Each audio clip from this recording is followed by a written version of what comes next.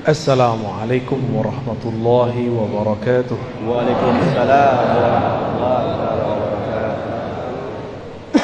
Alhamdulillah rabbil alamin, bihayatihi ahyana wa bini'matihi an'amana wa birahmatihi ja'alana mimman aqama as-salah. Asyhadu an la ilaha illallah wa asyhadu anna Muhammadan abduhu wa rasuluh. Allahumma salli wa sallim wa barik ala sayyidina Muhammad Allahumma salli wa barik alaihi wa ala alihi wal bahdi khalifatihi wa sallim. Amma ba'du.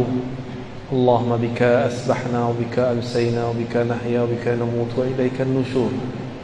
Bismillahilladzi la yadurru ma'a ismihi shay'un fil ardi wa la fis samaa'i wa huwas samiul 'alim.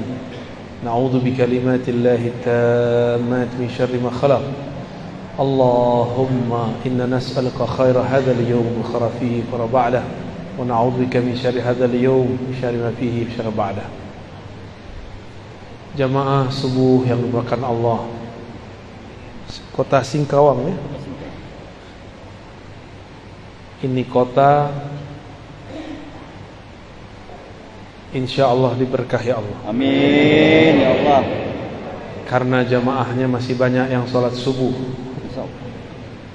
Walaupun beda suku, beda agama banyak di sini, tapi pembeda kita dengan selain kita cuma satu. Beda kita bukan kopiah, bukan serban, bukan baju. Perbedaannya kita bangun lebih awal dari dia. Kita bangun lebih awal daripada dia. Dan inilah satu-satunya agama di alam semesta yang mengajarkan bangun bahkan sebelum orang seharusnya bangun. Bahkan surat kedua yang diturunkan, wahai orang berselimut, ya ayyuhal muzzammil qumil laila illa qalila. Bangunlah malam hari meskipun sedikit. Kalau oleh kata dokter kurang tidur kurang sehat badan, tapi kalau ahli rohani, jika mengurangi tidur dengan cara yang tepat, latihan yang tepat, lalu mengisinya dengan nama-nama Allah, ma'rifatullah, maka justru rohaninya tambah kuat, badannya memiliki kekuatan berlipat-lipat. Kalau sudah terlatih dengan cara yang baik, ya. Kalau enggak, nanti malam tadi tahajud, siang nanti ngomong saya capek. Kenapa? Malam tadi tahajud jam 2. Enggak pakai caranya, ada tekniknya. Segala sesuatu ada ilmunya. Jangan beramal dengan nafsu. Beramal itu justru untuk mengendalikan nafsu. Bapak Ibu yang bukan Allah, semoga majlis subuh ini betul-betul diberkahi oleh Allah. Amin. Mau bahas tentang apa? Akidah, fikih, tasawuf. Torikoh. Mau torikoh yang mana? Torikoh akhir zaman ya. Suatu kali saya datang ke suatu tempat. Dalam tanya jawab ada yang bertanya. Apa pertanyaannya? Apakah kita dapat cinta Allah dengan berzikir, dapat cinta Rasulullah dengan bersalawat?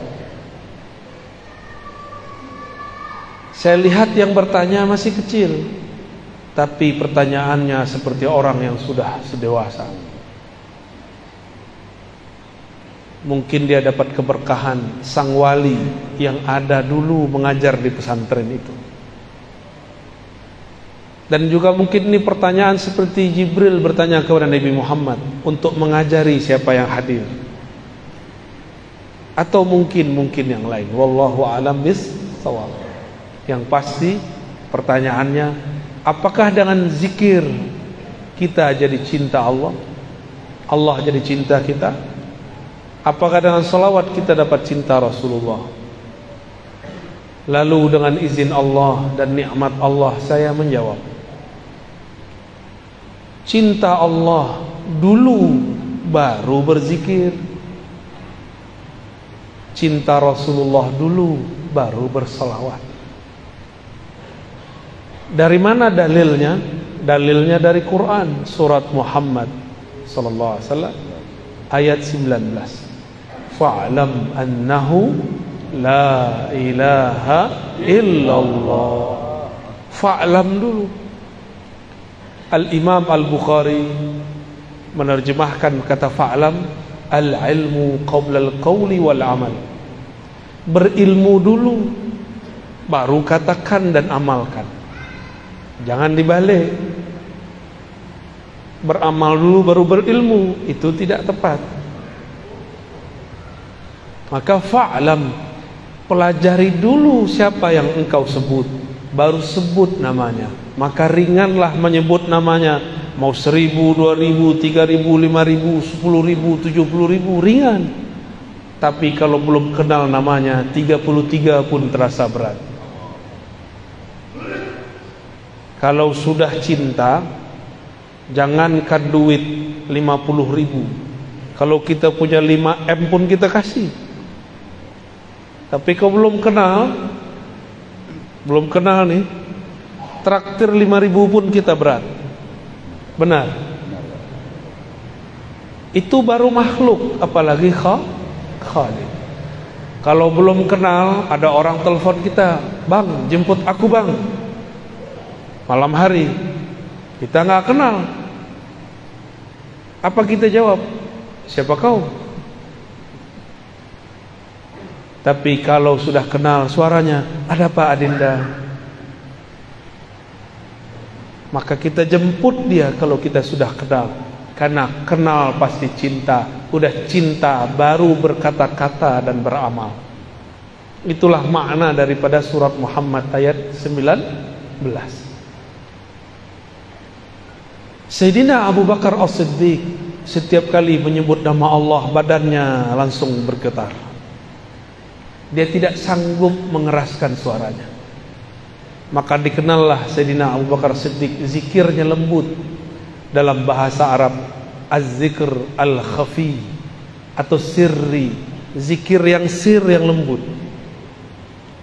Karena dia kenal siapa yang dia sebut. Tapi Abu Bakar ditanya, apa yang disebut ma'rifat, mengenal Allah? Jawaban beliau, ketika engkau mengaku semakin mengenalnya, semakin engkau mengaku bahwa pengetahuanmu tidak ada apa-apanya. Ini baru faham tauhid, pembagian sekian, baru faham sifat 20, sudah merasa alim. Belum. Bahkan satu huruf pun itu ada nama, ada makna di dalamnya. Kita baca al-lafaz Allah, alif di situ sudah ada maknanya. Jika tidak ada maknanya, kenapa Allah mengatakan alif lam mim? Karena satu alif ada makna. Itulah perbedaan kitab suci ini dengan kitab suci yang lain. Kitab suci Al-Quran, jika diterjemahkan, terjemahannya bukan Quran, namanya terjemahan. Al-Qurannya bukan itu, karena terjemahan dari makhluk, sedang Quran bukan dari makhluk. Maka tidak sah solat pakai terjemahan. Allahu Akbar, dengan nama Allah yang Maha Pengasih lagi Maha Penyayang. Segala puji milik Allah Rabbul Alamin, pencipta alam semesta. Enggak sah. Salatnya langsung batil. Ya. Itu salatnya langsung batil. Al-Qur'an turun dari sananya sudah bahasa Arab. Maka dapat dipastikan enggak usah pakai hadis palsu. Bahasa langit, bahasa Lauh Mahfuz, bahasa surga, bahasa para malaikat, itu bahasa Arab yang murni. Cukup ini. Bahkan Allah pun berkalam-kalam dengan hambanya dengan bahasa Arab. Dalilnya apa? Allah turunkan di arasnya surat Al-Fatihah. Jadi salah satu oleh-oleh Nabi ketika beliau diangkat Mi'raj, Allah langsung turunkan surah Al-Fatihah. Dialog Nabi dengan Allah. Bismillahirrahmanirrahim, itu pembuka. Sayyidina Nabi SAW membuka lagi, Alhamdulillahi Rabbil Alamin. Allah jawab, Hamidani abdi, hambaku telah memuji-mujiku. Setelah Alhamdulillah apa? Ya, bangun petidur nih. Ar-Rahmanir Rahim. Apa kata Allah? Asna alayya abdi, hambaku sangat banyak memujiku. Maliki yaumiddin, sama Allah juga jawab begitu. Wali abdi ma sa'al, Allah tambahkan, apa yang dia minta aku pasti kasih. Iyyaka na'budu wa iyyaka nasta'in, sampai akhir Allah mengatakan aku kasih, aku beri. Maka tiadalah orang mendirikan makna Al-Fatihah lalu membacanya dengan lisannya melainkan Allah Ta'ala kabulkan semua hajatnya kalau baca Fatihahnya benar, ya. Kalau baca Fatihahnya, saya sudah baca Fatihah kok nggak sampai-sampai, berarti Fatihahnya belum dialog dengan Allah Subhanahu wa Ta'ala.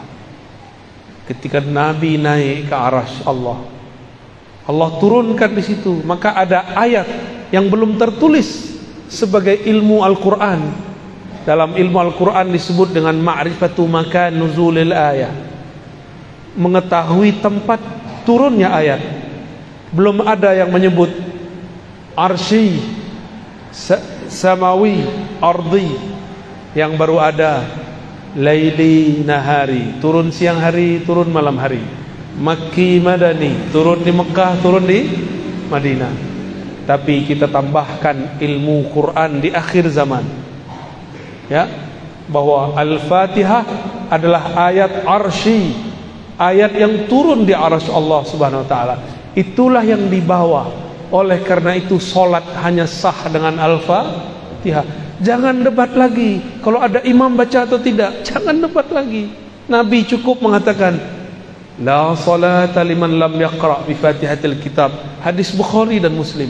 Tidak sah salat kamu sampai engkau membaca Al-Fatihah.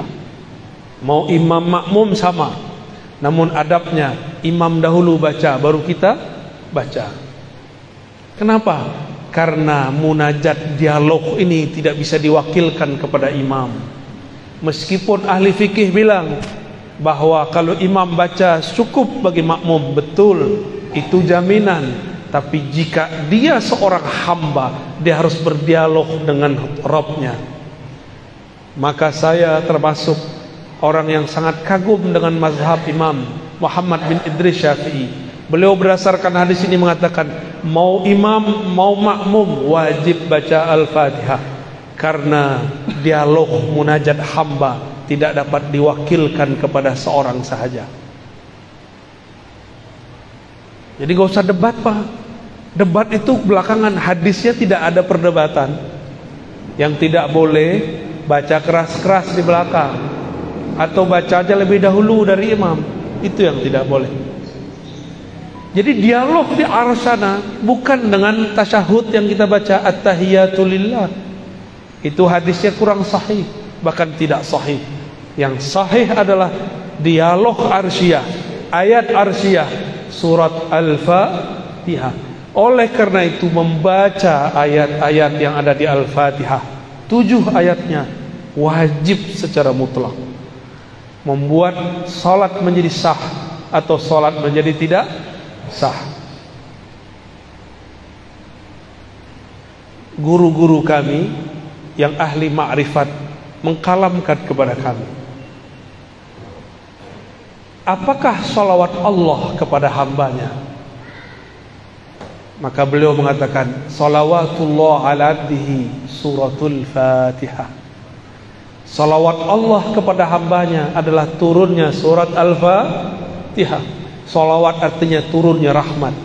Dialog yang ada dalam Al-Fatihah membuat rahmat turun kepada pembacanya.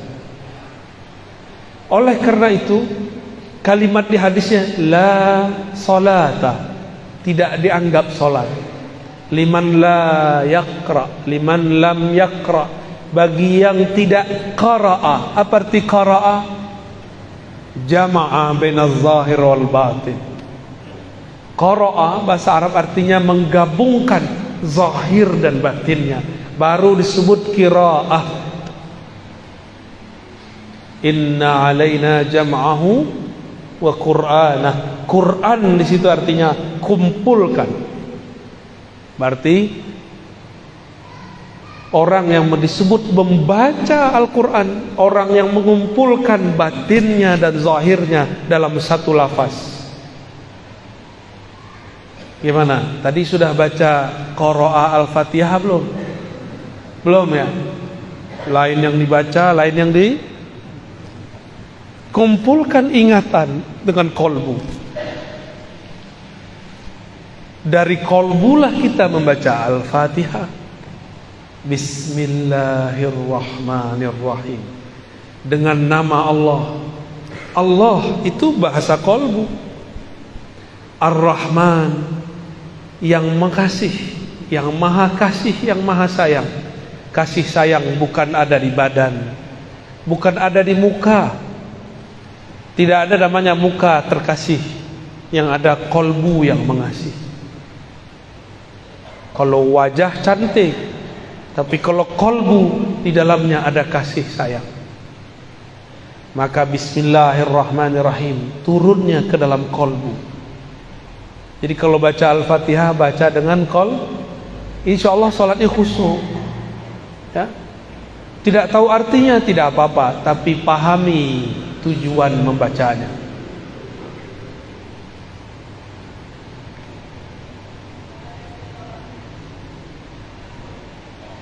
Lalu kembali ke pertanyaan yang tadi. Saya menjawab dengan apa tadi? Sebelum engkau zikir, cintalah kepada Allah. Sebelum engkau sholawat, cintalah kepada Rasulullah. Nah, tadi itu zikir, sekarang Rasul sallallahu alaihi wasallam. Jika benar kita rindu Rasulullah sallallahu alaihi wasallam, pasti disebut namanya mata berlinang. Jika disebut namanya dada kita bergetar. Jika benar cinta kepada baginda Rasul sallallahu alaihi wasallam. Karena setiap kekasih pasti rindu kepada kekasihnya. Tapi menjeritlah kepada Allah, ya Allah, betapa kerasnya hatiku disebut nama kekasihku, kekasih engkau, kekasih alam semesta, Habibullah, Habibur Rahman, tapi hati kami tidak juga bergetar.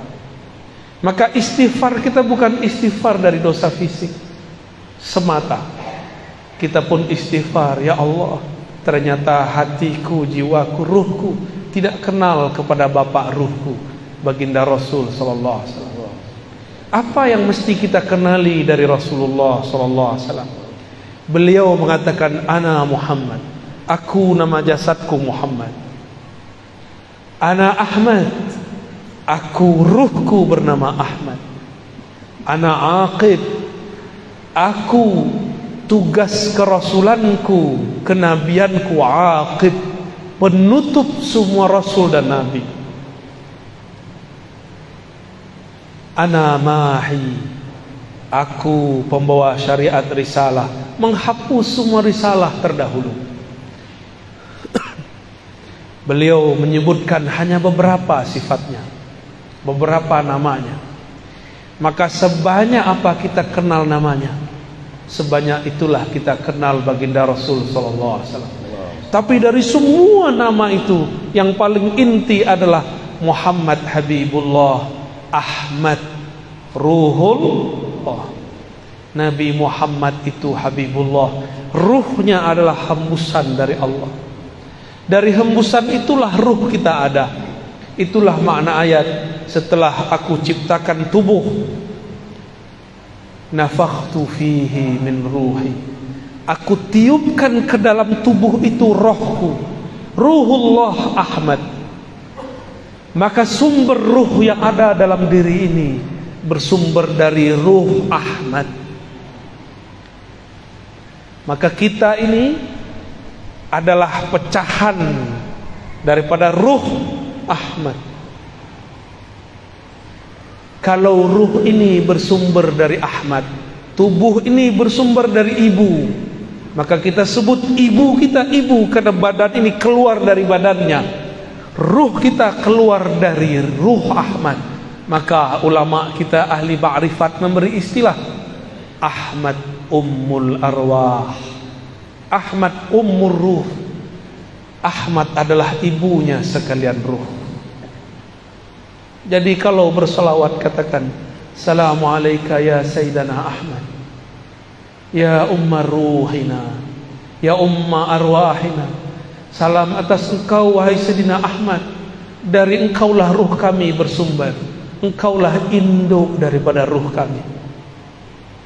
Assalamu alayka ya Rasulullah, ya abal arwah. Salam atas engkau wahai ayahanda ruhaniku, terimalah aku menjadi anakmu. Kita ini anak-anak Rasulullah sallallahu alaihi wasallam. Inilah rahasianya. Kenapa Rasul sallallahu alaihi wasallam ketika dilempar oleh orang Taif tidak balas dengan doa kualan. Beda dengan Nabi Nuh, beda dengan nabi-nabi terdahulu. Mereka lelah mengatakan, ya Allah hancurkan saja umatku. Tapi lain dengan Rasulullah, beliau memandang semuanya anak-anakku, semuanya anak ruhku. Mungkinkah ayah rohani, ibu rohani mendoakan kehancuran bagi anak-anaknya? Tidak mungkin. Itu mungkin ayah ibu lagi lupa diri. Rasulullah tidak pernah lupa. Jadi bapak ini saya lihat ada beberapa yang suka marah ke anaknya nih. Terlihat dari raut keningnya ya. Semarah-marah kita jangan bilang matilah kau, jangan. Cilakalah kau, jangan. Setan kau, jangan. Kalau lagi marah Pak, kutuknya begini, jadi wali Allah kau. Amin ya Rabbal. Jadi ulama lah kau. Jadi orang alim lah kau. Kalau kita mengutuk anak dengan begitu, jangan dibodoh-bodohi. Karena lewat malaikat doa amin. Nabi SAW menegur seorang yang sedang sakit. Apa kata dia? Malangnya nasibku, beberapa hari ini sakit, cilakalah badanku. Nabi kata, mah, diam.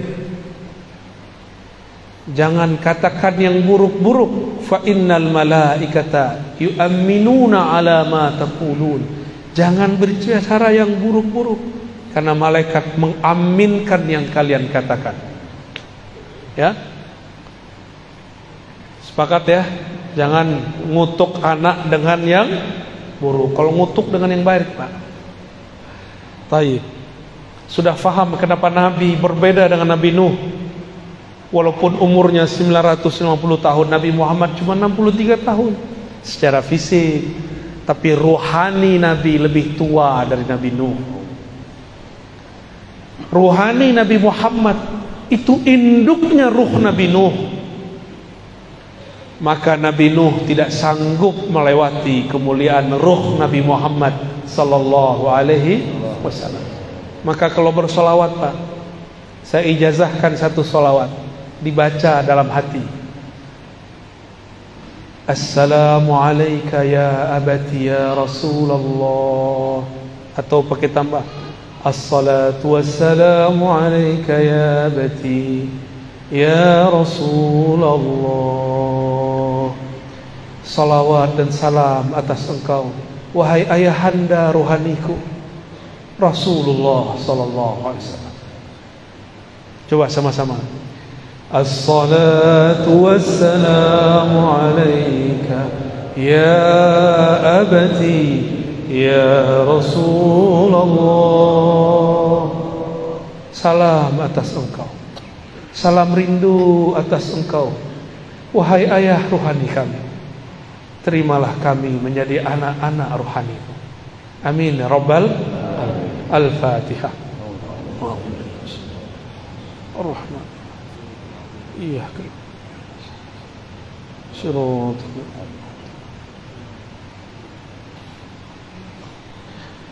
Saya nggak sanggup lagi meneruskan, Pak. Diteruskan nanti hujan di dalam masjid ya. Allahumma shalli ala sayyidina Muhammad.